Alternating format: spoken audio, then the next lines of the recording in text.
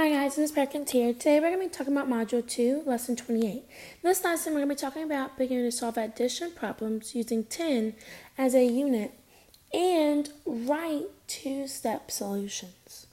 So, looking at this, 7 plus 4 equals blank. So, first thing that we're going to do is we're going to look at the bigger number and we're going to look to see how many, which is 7, we're going to say, how many does 7 need to make 10? Well, we know that 7 needs 3 to make 10.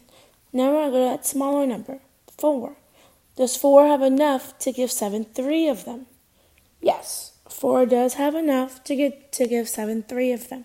So 7's going to go to that 4 and going to ask the 4 for 3.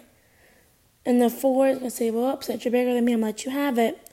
So the 7 is going to take 3 from that 4 so it can become 10. So now, that 7 took 3 of them. Now there's only 1 left. So now we're going to add 10 and 1 together. Before we add 10 and 1 together, we're going to have to write our first number sentence that shows how we made 10. Well, we added 7 and 3 together to make 10.